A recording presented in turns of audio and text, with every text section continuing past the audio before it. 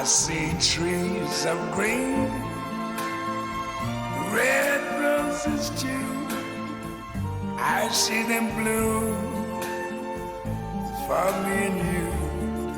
And I think to myself, what a wonderful world.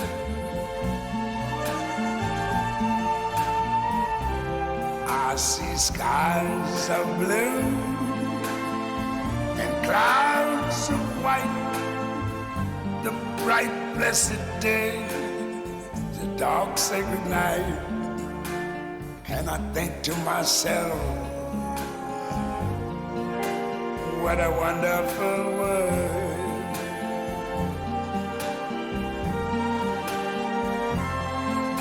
The colors of the rainbow, so pretty in the sky, are also on the faces of people going by. I see friends shaking hands, saying, how do you do? They're really saying, I love you. I hear babies cry, I watch them grow. They'll learn much more than I never knew. And I think to myself, what a wonderful world. Yes, I think to myself, what a wonderful world.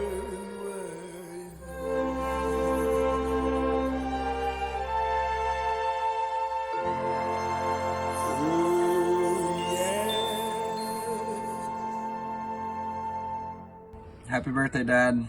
70 years old. We're really proud of you, and we love you very much. And we all have so many good memories that we wanted to share with you, so we hope you enjoy. Hi, Dad. Happy 70th birthday. I love you so much, and I am excited to share a few memories I have with you. Happy birthday, Dad. Welcome to the Big 7-0. We love you, and I just want to share a couple memories that I have. Happy birthday, Dad. I love you so, so much. So does baby Paul.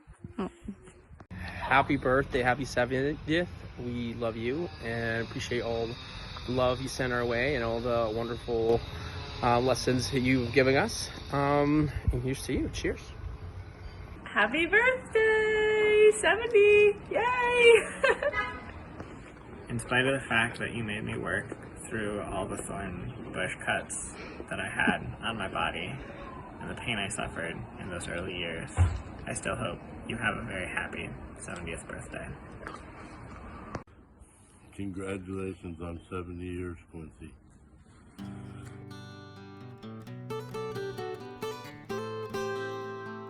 I remember once when I was really little, I had to come up to work with you because Mom was on her retreat or her workshop, and I was so shy and embarrassed to be there because everyone had something to do and I just didn't do anything. But I was pleasantly surprised by everyone in the office, including you, who had many tasks for me, and I got to watch some movies in your office, and Mrs. Forsyth had some coloring books, and it just turned out to be a really sweet memory. And then anytime I would go up to this campus, if I saw somebody that I had spent time with in the office, they would say hi to me, and it made me feel very special. At the school this week, and this memory came across my mind of just asking you for help on math homework, and how you would just clear the whole table off, get a huge stack of scratch paper and sit down and just, what's the question? And, and after about 40 minutes of working on it, I'd just be begging you, Dad, just tell me how do you divide 100 by 4? Just give me the answer because I have 20 more questions. I just want to get this done, and you just be explaining it. I loved coming home as a kid because we were often out late with Mom, who was doing errands or whatever. And if Dad got home first, he'd be making pasta or some dinner, and he'd be playing Frank Patterson or Andrea Bocelli at full blast in the house. And we'd come home and he'd have his apron on, and he'd just be so happy making dinner for us. And those are just such warm memories I have of Dad. every time we'd go up to Loon Lake or Pinecrest, Dad would always do a really good job of finding time to spend with each one of us individually, and I really cherish the moments. I remember at Loon Lake, even from a really young age, Dad would come wake me up at 6 in the morning, right at sunrise, and we'd go either ride on the jet ski, just me and him, or paddle in the rowboat, or Pinecrest, go fishing out in the middle of the lake, and it was just me and him. And I remember catching one of my first fish out in the middle of Lake Pinecrest, and then Dad taught me how to cut it open and to gut it and everything like that. And I have a lot, but two come to mind. First is, I'll summarize briefly, when I was 16 years old, John was living down in St. Louis. He had just gotten his first corporate attorney job with Emerson Electric Company and just bought a brand new car, and he invited my best friend Mike Frazier and I down for a week to St. Louis during the summer. He still had to work during the week, so he would let us borrow his new car. We would take him to work at, I don't know, 7:30, 8 in the morning, and had to pick him up after work. And we would have freedom with his car, driving in a strange city, in a stick shift, by the way. It was my first car driving a stick. And at night we would go to dinner with John, and he took us to Ted Drew's Frozen Custard. I think we went to 4 different St. Louis Cardinals games that week. It was great. It was just a lot of freedom that John, and trust that he put in myself and Mike to kind of take care of him. And he did have one rule: don't wreck my car, and be back at like 4:30 or whatever it was. So we honored both. So that was a thank you, John, for that. Memory is, gosh, anytime you came home from work, I remember I wanted to be the first one to say hi to you, so that I had a few moments walking up to the house alone with you. And I did that for a very long time. I think even when I was in college and I was home and I caught you coming home from work, I would run outside and give you a big hug. And I think of that often. I wish that I could do that for you out here, but alas, too far. Another favorite memory are what seemed at the time to be very long bedside chats when Dad would tuck us in every night as little kids, and we would talk about the angels and God and creation, and we had like these deep, what at the time felt like deep philosophical conversations about God and reality. And I mean, we were really little. I must have been below 10, but I love that. It left a deep impression on me, and I'm now trying to do it with my own kids. And the second fond memory that I have is, I remember when I can't remember when you guys got married, John and Katie, but I was 17 or 18, and John asked me to be his best man. And I was so proud of him for doing that. But to be honest, I didn't even know what a best man's job was. The last wedding I was in, prior to that, I was a ring bearer. So that was for Aunt Patrice, Uncle Pat's wedding. I was so proud that he thought of me to be his best man, considering the age difference we have and all his college and law school friends and other family he could have chosen. So thank you, John. Late nights at Grandpa's house, pool parties, all the uncles and Dad playing cards, and we would sneak up onto your lap and sit on your lap while you played hearts with all the uncles, and a lot of times fall asleep in your arms. And just the memory of you, either for road trips or coming back from those nights, putting us into our seats and buckling us up while we were asleep, and then carrying us to our beds at night. We were driving across Iowa, and I pull out the map, and Dad's like, oh no, I don't need that map. And it was such a beautiful couple hours because we just drove through the cornfields of Iowa where Dad's family is from, and he knew where he was going. We were just following the setting sun, and there's just, I don't know, that those few hours are just, I think, really beautiful few hours. We had some really great conversations about when he was growing up, his memories of Iowa on the farm.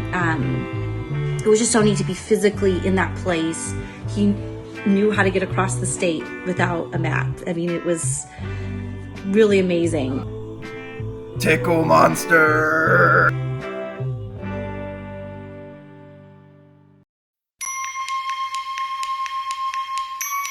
We come on this loop, John B., my grandfather and me, around Nassau town we did roam, drinking all night, got into a fight,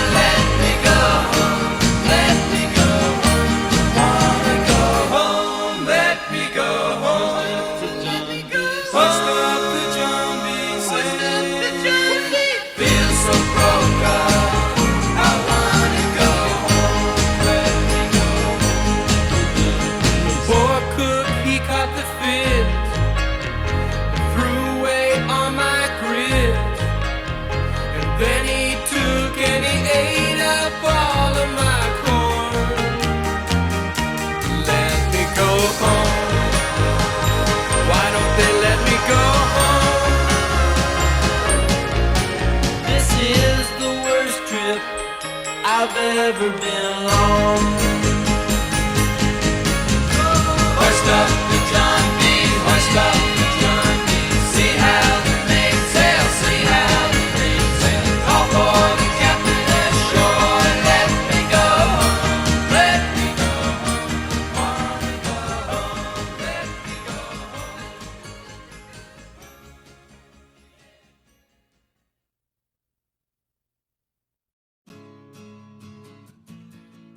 This is before my time, but Grandma brought it up to me, and John, you're going to have to fill in some of the blanks on this, but it pertains to a certain hamster named Alfred.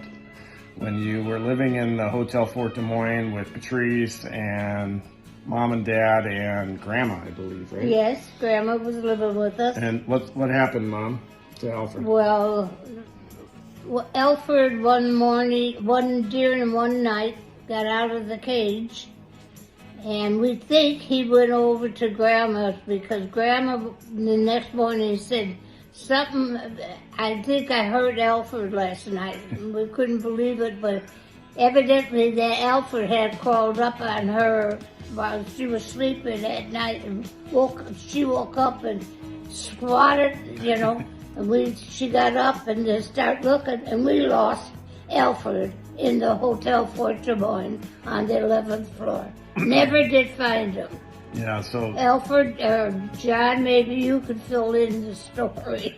I think the consensus is they think Alfred got into the heating pipes or something, but John will let you finish the story. We're not exactly sure, but sorry you lost your hamster living in the hotel, but I'm sure that put Dad in a panic on where he Dad and Grandma and Mom and we did nothing for days but looking. We had the maids looking for him, Can't have a hamster running around a 5-star hotel. No, that's for sure, because people would know it was a hamster. They think it was something else. You'd think it'd be a rat or something. Yeah. Anyways, sorry to bring up a bad memory, John, but I wasn't there. I found that amusing. This isn't really super funny, but I just think it goes to show your dedication, and it's kind of silly that you are so from the Midwest. You absolutely love rain and a good fire in the fireplace. And I remember once I came home in the middle of the summer, I think it was actually this past July maybe, and I was so happy to be home, and it was probably 70 degrees outside, and you laid a fire in the fireplace for me just so that I could have that experience. And I just thought that was hilarious that we did not need heat, but just the experience of it, you were willing to do that. When we were doing the roofing, Michael totally smoked Dad's thumb with the swing stapler. And then, to this day, I swear, this is exactly how it happened. I was on the other side of the ridge of the roof, and I heard Dad, this is like the same day after he iced his finger, the same day, we were nailing flashing on the edges, and I was right over the ridge, and I heard Dad struggling with one of these flashings. He said, Michael, come over here, hold this, I need you to hold this right here for me. And then, sure enough, next thing I know, I hear the hammer swing, and Michael starts screaming because he had gotten hit in the thumb with the hammer from Dad. Now, Dad denies it to this day, and I do believe it probably was an accident. What's a funny story about John? Well, I have to tell the moving story of moving John and Katie from St. Louis to California. So I was a college student. John flew me down, picked me up at the airport. He had his moving truck fairly loaded, and then we were gonna tow his one vehicle behind the moving truck, and then I was gonna drive his other vehicle all the way out to Los Angeles. Sounds good in theory, right? We had a few hurdles along the way, to say the least. First night, John filled up the moving truck with gas. We got a hotel, came out in the morning. Somebody had siphoned all the gas out of the truck. So I heard some interesting language out of John's mouth, I'll just say that, after that happened. Next, we ran into some serious snow across Texas and New Mexico, to the point where it was like 12 to 15 inches of snow on the ground. At one point, I was driving in front of John. I ended up doing a couple donuts in front of John as he almost hit me with the moving truck, driving his own car, which I'm sure was fairly traumatic for John. But we figured that out, righted the ship, survived. And the last funny part of this was, as we're getting into kind of the LA area, I'm driving down the Santa Ana mountains, or wherever the Santa Ana winds kind of circle through. I'm following John now, and this is before cell phones, by the way. And the Santa Ana winds blew open the hatchback in John's Dodge Charger that I was driving. I had no idea what had happened, so I pulled over. A lot of Katie's bedding and pillows and towels and stuff had flown out onto the highway. I went and grabbed what I could, threw it back in the car, slammed the hatchback, and then realized I didn't know where I was going. So I had to get in the car. I drove about 120 miles an hour to catch up with John. I caught him as he was just exiting the highway so I could follow him back to where we were going. So it was a fun story, adventurous 3 to 4 days. I'm sure John remembers this, can fill in the blanks. It still echoes in my mind whenever I read is, I'd be reading there and you just come up and just, Michael, you're gonna go blind, as don't you know you need a light to read? And you're pulling up the lamp like right over me, So I have a bright lamp now that I use. So thank you, Dad. Your advice has finally sunk in. Whenever you bring him a problem, or maybe it was just you're a little too emotional or anything like that, Dad would sit you down and he'd just say, don't forget about all that. Forget about all that. What are the facts? What are the facts? That's the only thing that matters. We have to do everything based on facts. Some great advice that Dad always gave me was to follow your gut and to also just have the courage to do what seems like the right thing to do. And it's something I've always tried to do throughout my life, and always with great results. So thanks, Dad, for that. Anytime I had guy troubles at school or after, you would just always say the same thing. Anna, guys are just so dumb. They just need you to explain everything directly to them. Whenever we're working around the house, a lot of the carpentry stuff you were really good at, and I remember you would always tell us, measure twice, cut once, and I still use that every single day. Not just with carpentry stuff, but anything that's very important. It's just a reminder to look over everything, make sure everything's squared away before you hit the send button. Second advice, you always told me, only back up as much as you need when you're backing out of a parking spot, because you never know what could happen. You could hit somebody. If you didn't need to back up, why take the risk? And every time I back up, I have that in my head and I think of that. And every time, sometimes it's a close call. I'm like, oh, good thing I didn't back up more.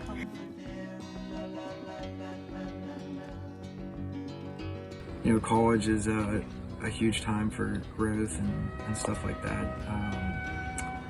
And Dad always went out of his way to at least, he dropped me off for I-Day at Naval Academy, made it out for Quee Parents Weekend, made it out another time during Quee Beer, and always made sure that I had enough money to fly home for Thanksgivings and breaks and stuff like that. And just it meant so much for him to come out all the way across the country just to visit me while I was at Naval Academy, and we had plenty of really wholesome and great visits to it.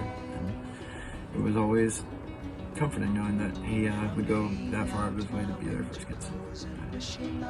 You've been there for me so many times. I think there was one time at TAC where I was having some trouble with a class or maybe some girlfriends, and I was really lonely and I just did not want to be there anymore. And I called you on the phone and you heard my voice and you were like, I'm coming up to get you. And you came up and brought me home, and then we just sat on the couch and had some tea and you gave me a big hug. That was really nice. But one thing that really sticks in my mind, this isn't really necessarily like a really tough moment for me, but when I worked at the Ojai Valley Inn, I would be there sometimes pretty late, and I would come home and I'd get a text from you saying, dinner's ready for you when you get here, even if it was like 9 o'clock or 10 o'clock. And I'd walk through the door and there you would be waiting for me at home with a big hug, and then you'd have a frying pan out and you'd say, all right, I'm making you an egg sandwich. And that was the most delicious dinner I could ever ask for. It was so perfect in the moment. It's always what I wanted, and you always were there to make it for me. So. Okay, what's one example or one time where John was there for us in a tough moment? Well, I would say the number one example of this is when John and Patrice and Kathy's dad died. This was January 1984. I was 13 years old, and John came through for us in a huge way. Yes, John became a father before he had children. It's true. They had a big blow to all of us, and it was something that we all came through with flying colors by sticking together, remembering the prayers that we all said.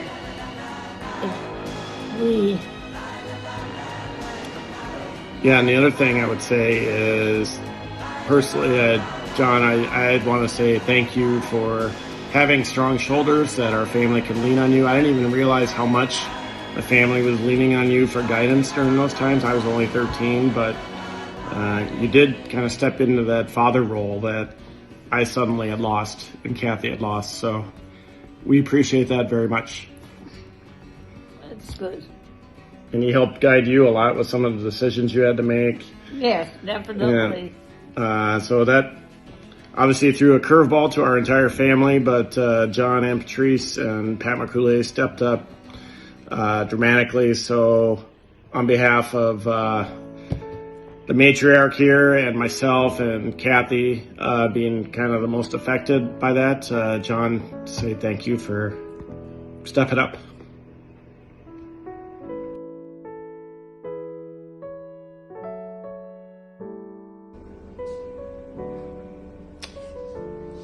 Well, another reason why I'm very proud of John. I look at John today and I realized that I have a very good son. He's in his life has accomplished very, very much. He went through school, and it was hard at times, and part of his school in high school, he was boarding with the priest at the high school because we were living at that time out of Des Moines, and he went up there to live there. So he was with them 24 hours a day for about 3 or 4 months. He met Katie, and is another Catholic girl, and he married and is having a beautiful family, and he still remains a good Christian man. A lot of people change as they get older. They take shortcuts or what have you to do things. John always goes by the book. So I think at his age, thank you, John, for the man you became. But on a more serious note, Dad, I've been thinking a lot about a quote that you have in your office that says, to the whole world, you might just be one person, but to one person, you might be the whole world. And I just think that in a lot of ways that I think you've lived up to that, Dad. I think that you've given up a lot of things in the world to be big for us, to be close with us, and I'm very grateful for that. And as I get older, I appreciate, understand more and more I think the sacrifices, the things that you've done for us, and I love you and thank you, and I hope that you enjoy this day, and I really look forward to spending this weekend, this Thanksgiving weekend with you. Love you, Dad. God bless you. Happy birthday. What am I proud of you for, Dad? So I just got back from the Sisters of Life retreat, and one of the talks, it was just so wonderful. And one of the talks she was saying, if a woman knows that she is loved, then she can do anything. She's capable of anything. It's amazing what power that gives to us. And she's kind of talking about, if any woman out there just understood the power of God's love for us, we just feel like we'd have so much to do. But I think, Dad, you really, as a father, took on that, you took on that part of, that attribute of God for us. Because I think all of us knew that you loved us, and we knew that you would be proud of us in anything that we would do. even if it was coming back with a B on a test, you were so happy. You'd give us a big hug. Even like our feast day, you would be so happy to celebrate us. So I'm really proud of you, Dad, for being able to give that to us. That's a beautiful gift, and I am so grateful for that. You really took your fatherhood and you took it in stride, and you really gave us that incredible feeling of love, and we all felt invincible. Happy birthday, Dad. I love you so much. You have given me so much love, and I'm grateful for that. And I hope that you know how special you are. Thank you for putting up with our crazy family. You deserve all the love you can receive this year in your 70th year. So God bless. I think we take it for granted when we were kids, but now growing up and looking at all the maybe tough decisions that you had to make for our family and to be the best possible dad for us. I'm so proud of how hard of a worker you are, you know, paying your way through Notre Dame, business school, law school, getting a job, moving out to California to start a family, you know, being a partner at a law firm, leaving that all behind to pursue something that you love, and TAC, and to be there for us kids. And I know every single one of us is extremely grateful that our childhood, we remember you picking us up from sports practices, dropping us off, being there for every single family dinner. We ate as a family every single night, being at our Little League games, our basketball games, coaching us during all of those, and just having a really, really solid presence in our daily life. And I'm so proud of you for that, because I think it shows that you prioritize your family over everything else in this world, and that is something that's very admirable and that I admire and that I'm proud of you for, and that I hope to emulate myself. About the one, I'll tell about John going to school. We lived in the hotel, and John and Patrice used to have to get on the city bus at the corner and go out to school, to St. Augustine School in Des Moines. And they would go and then come back on the bus after school. And one day, his teacher got on the bus with with other people, and she sat with John to visit on their way back downtown. And she called me the next day to tell me that she wanted to talk to me, and I thought, what's going on here? But I had the good news. She told me that John was very conflicted sitting on the bus. There was something bothering him, and she knew there was something going on that was not right, but tried to pull it out. And by the time they were halfway downtown, he started opening up, telling her that this boy, who it was what do you call it? Bully. The bully of school, and his two friends were making this plan to take care of this other little boy in school.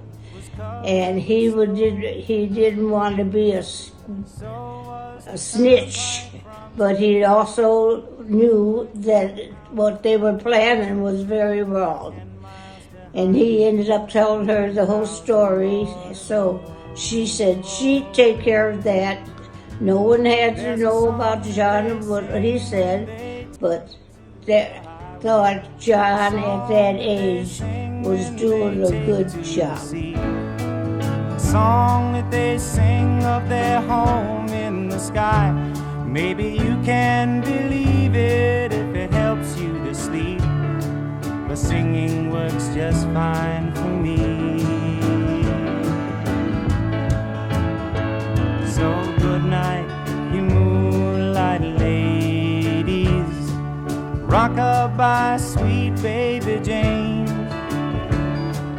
Deep greens and blues are the colors I choose. Won't you let me go down in my dreams and rock-a-bye, sweet baby Jane.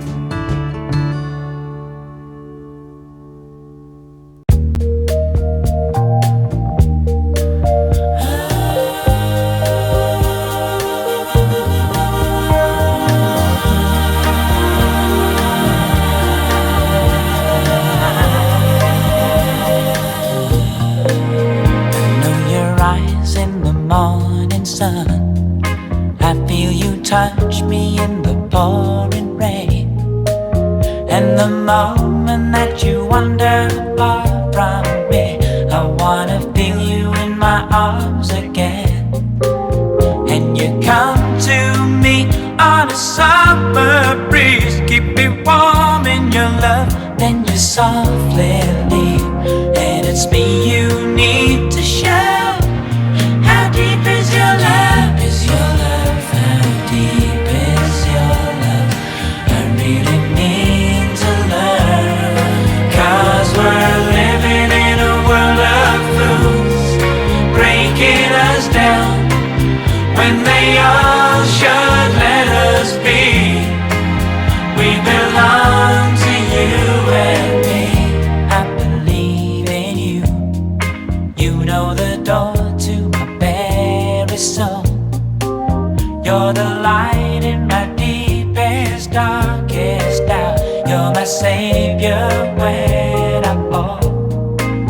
And you may not think I care for you, when you know down inside that I really do.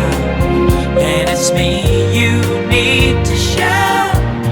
How deep is your love? Is your love? How deep is your love? I really need to learn.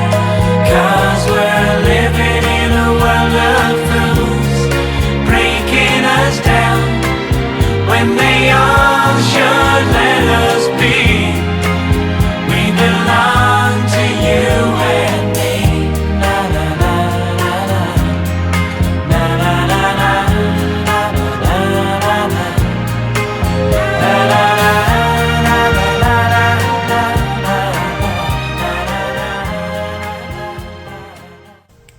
Happy birthday, Quincy. I can't remember all the questions that Paul asked, but I just thought I would enumerate all the things that I love about you. I love that you're tall. I love that from the moment I met you. I love you towering over me. It makes me feel very secure. I love that you're strong, and anything I need help with immediately, you respond and help me. You do all the heavy lifting around here, and that's a relief to me. I love that you are a veritable walking encyclopedia when it comes to anything legal, any news, and any politics and the way politics work. You're better than a Google search, because I can have an ongoing discussion with you and really get to the bottom of things. I love your fidelity and to me, and I love that you respond every time I need you, even if it's 3 o'clock in the morning. You're there for me. You know how to calm me. You know how to guide me and advise me. And you know what I like. You know what I don't like. And I like that we have many common interests, and we have many common happy places, and simple places too. Watching a good movie, a fire in the fireplace, just being at home doing things together. It's been a great 36 years with you. The best, I feel, is yet to come, because it just keeps getting better and better.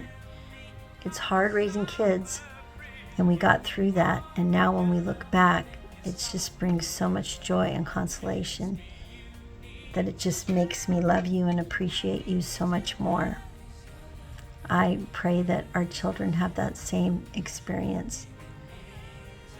So I'm so grateful that you're still alive, because with 3 generations behind you that all died, never got out of the 5th decade of their life, here you are at the 7th decade. I always expected or warned myself that our marriage we might have a time limit on it, because of those who came before you, and the fact that they passed earlier and had shorter lives. But I'm encouraged, and I look at your mom, she's 95, and I'm hoping that you will survive that long and more. So I pray for you, I love you, and happy birthday.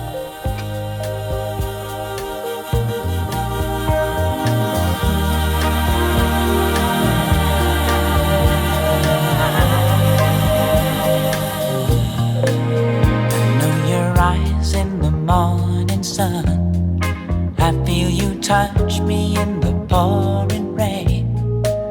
And the moment that you wander far from me, I wanna feel you in my arms again. And you come to me on a summer breeze, keep me warm in your love, then you softly leave. And it's me you need to show. How deep is your love? Is your love? How deep is your love? I really need to love. Happy birthday to you. Happy birthday to you. Happy birthday.